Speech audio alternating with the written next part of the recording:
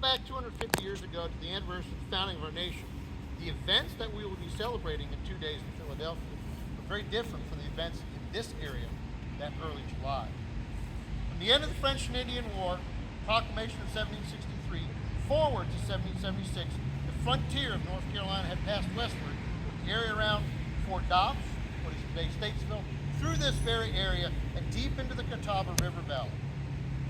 One of the men to settle in this area of name was Mathias Barringer. His name is upon this monument.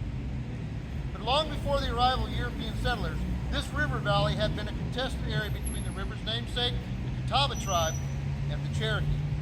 With the arrival of Europeans, the conflict would continue. With the disagreement of the colonists with the crown, the Cherokee, under Chief Dragon Canoe, took it as a time to push white settlement out of the river valley. In late June 1776, the Cherokee struck Davidson's Fort, what is today Old Fort, pushing those settlers east to Cathy's Fort and Pleasant Gardens, which is today Marion. The next settlement to be attacked was McDowell Station in Quaker Meadows, today's Morganton, in early July.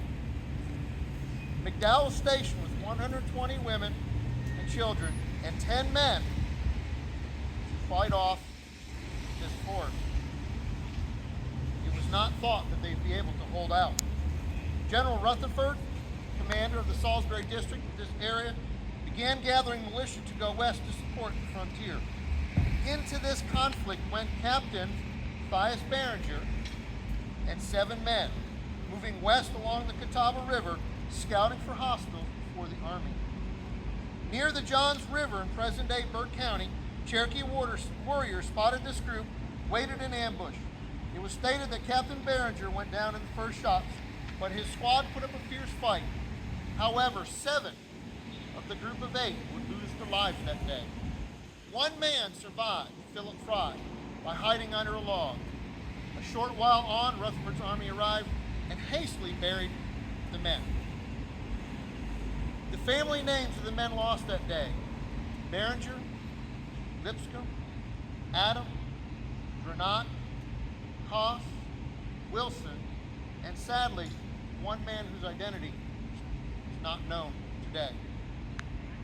Ernest Hemingway is credited with the quote that a man dies 2 deaths. Once when his body is out and he is buried, the second when his name is last spoken or last remembered. These men are heroes of Catawba County. These men are heroes of North Carolina. These men are heroes of the United States.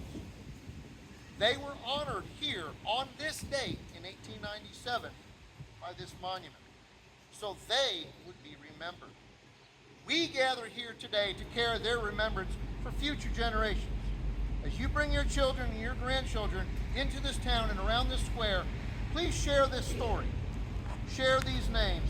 Help keep these men alive for the next 250 years. Thank you.